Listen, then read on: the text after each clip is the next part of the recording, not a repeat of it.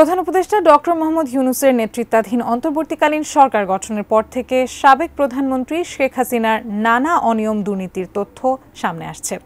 ফাঁস হচ্ছে তার পরিবারের সদস্যদের অঢেল সম্পদের নানা তথ্য। এর মধ্যে এবার জানা গেল শেখ হাসিনার দুর্নীতির সাথে জড়িত কয়েকজন মাস্টার মাইন্ডের নাম। কারা আছেন এই তালিকায় জানাচ্ছেন সহকর্মী শাহাদাত রিফাত। ছাত্র জনতার আন্দোলনের মুখে পদত্যাগ করতে বাধ্য হন সাবেক প্রধানমন্ত্রী শেখ হাসিনা। ওই দিন দেশ ছেড়ে পালিয়ে ভারতে অবস্থান নেন তিনি। এর ঠিক ৩ দিনের মাথায় অর্থাৎ ৮ আগস্ট ডক্টর মোহাম্মদ ইউনূসকে প্রধান উপদেষ্টা করে গঠিত হয় অন্তর্বর্তীকালীন সরকার। এদিকে আওয়ামী লীগ সরকার পতনের পর দলটির অনেক মন্ত্রী এমপিদের নানা অনিয়ম দুর্নীতির তথ্য সামনে আসছে। এই তালিকায় রয়েছেন খোদ দলটির সভাপতি ও সাবেক প্রধানমন্ত্রী শেখ হাসিনাও। তার বিরুদ্ধে উঠেছে অর্থ লোপাট সহ বেশ কিছু অভিযোগ। শুধু তাই নয়, শেখ হাসিনার নানা কাজের সাথে জড়িত ও আস্থাভাজনদের নামও সামনে আসছে। ফাঁস হচ্ছে তাদের নানা অনিয়ম দুর্নীতির তথ্য। অভিযোগ উঠেছে সরকার থেকে বিশেষ সুবিধা নিয়ে এসব অপকর্ম করতেন একটি মহল। কারা আছেন এই তালিকায়? সাবেক প্রধানমন্ত্রী শেখ হাসিনার মুখ্য সচিব তোফাজ্জল হোসেন মিয়া। চাকরির মেয়াদ শেষ হওয়ায় গত ৪ জুলাই তার অবসরে যাওয়ার কথা ছিল, কিন্তু তাকে চুক্তিভিত্তিক নিয়োগ দেয় তৎকালীন সরকার। পরে আওয়ামী লীগ সরকার পতনের পর ৭ আগস্ট প্রধানমন্ত্রীর মুখ্য সচিব মোহাম্মদ তোফাজ্জল হোসেন মিয়ার নিয়োগ বাতিল করে জনপ্রশাসন মন্ত্রণালয়। দেশের প্রথম সারির একাধিক গণমাধ্যমের অনুসন্ধান বলছে শেখ হাসিনার অনিয়ম দুর্নীতির কেন্দ্রবিন্দু ছিল তোফাজ্জল হোসেন মিয়ার কার্যালয়।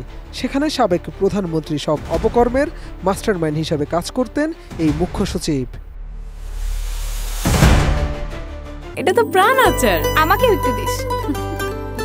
ঠিক যেন ঘরের আচার, প্রাণ আচার। এছাড়া জানা যায় তোফাজ্জল হোসেন মিয়াকে সঙ্গ দিতেন কাজী নিশাত রসুল। তিনি সাবেক প্রধানমন্ত্রীর সহকারী একান্ত সচিব একের দায়িত্ব পালন করেছেন। অভিযোগ উঠেছে শত শত কোটি টাকার বিনিময়ে প্রশাসনের নিয়োগ ও বদলি বাণিজ্য নিয়ন্ত্রণ করতেন এই দুজন। বিশ্বস্ত একটি সূত্রে জানা যায় তোফাজ্জল হোসেন মিয়া ও কাজী নিশাত রসুল জনগণের সেবক না হয়ে ওঠেন শেখ হাসিনার আস্থাভাজন লোক হিসেবে। তার বিনিময়ে তারা পেয়েছেন একের পর এক পদোন্নতি। এই সুযোগ কাজে লাগিয়ে অকল্পনীয় দুর্নীতি করেছেন তারা। দেশের প্রথম সারির একটি দৈনিকে প্রকাশিত খবর বলছে, বদলি বাণিজ্য নিয়োগ থেকে শুরু করে প্রশাসনিক ক্যাডার পদে নিয়োগ, প্রশাসনের উচ্চ পদে শত কোটি টাকা ঘুষের মাধ্যমে বদলি, এই দুই মাস্টার মাইন্ডের হাত হয়ে সাবেক প্রধানমন্ত্রীর কাছে আসত। সেই ঘুষের হিসাব প্রধানমন্ত্রীর কাছে পৌঁছে দিতেন সিন্ডিকেটের এই দুই হোতা। প্রকাশিত ওই প্রতিবেদনে বিশ্বস্ত সূত্রের বরাত দিয়ে বলা হয়, শেখ হাসিনা দেশ ছেড়ে পালানোর পর বিপুল পরিমাণ অবৈধ নগদ অর্থ দেশে রেখে যান, যা বহাল তবিয়তে ভোগ করছেন সাবেক মুখ্য সচিব তোফাজ্জল হোসেন মিয়া ও প্রধানমন্ত্রী কার্যালয়ের এপিএস কাজী নিশাত রসুল।